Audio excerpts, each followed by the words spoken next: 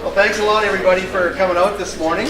It's great to see you take some time out of your busy days to come and meet our Premier. She's been here, I think this is her third trip to Fort Nelson, I do believe, and we're certainly happy to have her here on this great day. And she's got some great news to talk to you about, and what's going on with the whole election. And the polls are getting tighter. We're excited about that.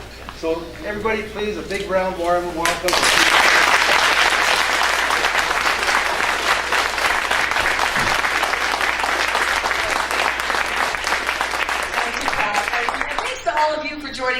Joining us today. I won't talk to you very long, but the first time I came up to Fort Nelson, the first thing somebody said to me was, "What are you doing here?"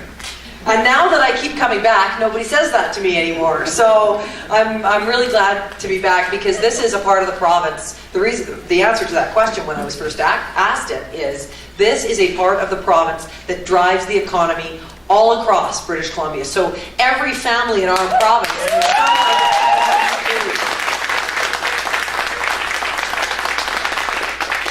So that's why I'm here. And I was just up at the Spectra gas plant.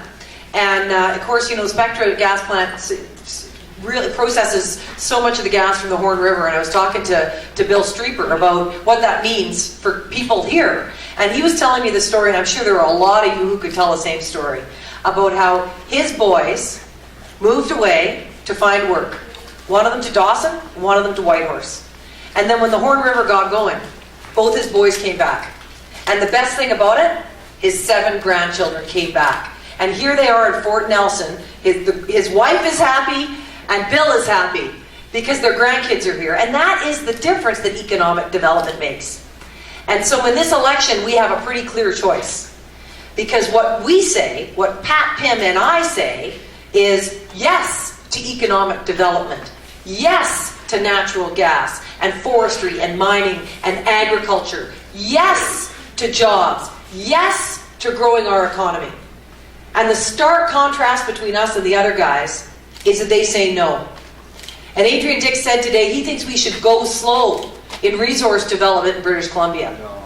Well, does anybody here think that British Columbia was built by going slow in resource development? No.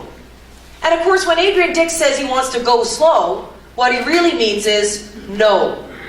The NDP say no to resource development every single chance they get. And they invent process, duplication, bureaucracy, paperwork as a way to slow it all down so that it doesn't happen. That is not what built British Columbia. That is not what built the Peace River country, the Northern Rockies. It's not what built the Northwest. It is not what built the Cariboo, the interior, or the South. Has not built British Columbia. And we have a chance to say yes to a generational opportunity that is going to transform this province, just the way W.A.C. Bennett transformed British Columbia when he powered up the North. When he powered up British Columbia and made economic development happen. This opportunity to export natural gas to Asia with liquefied natural gas is a once-in-a-lifetime chance. 100,000 jobs, $100 billion for our prosperity fund that will put our province on a path to becoming debt-free for our kids. The opportunity is just enormous, and they would say no. Well, I think it's time we said yes in British Columbia. We need to keep saying yes, and we need to be that generation that has the strength and the courage to say yes. Because weak leadership will give us a weak economy. And Bill's kids are going to go work somewhere else. And take his grandkids with them. We need strong leadership, because that's what gives us a strong economy here in British Columbia. We are built on resources, and we should be proud of that.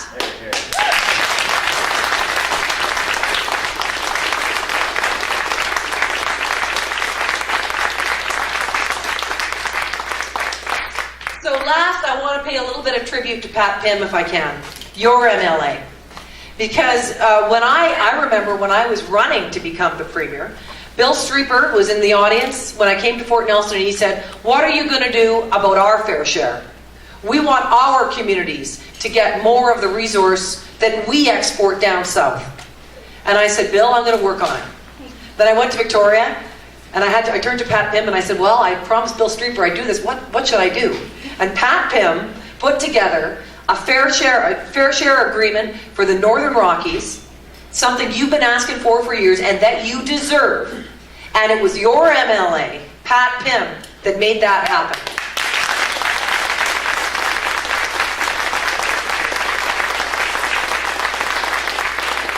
And you know why it was important? It's not just for the Northern Rockies. It's important for all of the communities in our province that produce resources. Because these resources belong to you. They belong to your communities. They belong to all of us in British Columbia. But it's frustrating when you see all that money go down south and you don't see enough of it stay here in your community. Because you bear the disproportionate burden of producing the resource. Your roads feel it, your communities feel it, your schools feel it. We need to leave more of that money in your communities so that you can keep doing the hard work of powering up British Columbia. So when I say fair share, I don't just mean for the Peace River country. I mean it for the Northern Rockies. I mean it for the Northwest. I mean it for the Cariboo. And I mean it for the interior. Every resource community in this province that powers up, fuels up, feeds and clothes the rest of British Columbia deserves to keep more of that money. So we are going to enter into a fair share agreement with all of the resource communities of British Columbia. You are getting one now thanks to Pat Pym. And Pat Pym is going to be one of the guys that makes sure that we share those resources all across the province, because that natural gas in this community belongs to you before it belongs to anyone else, and we want to make sure you get the benefit of that.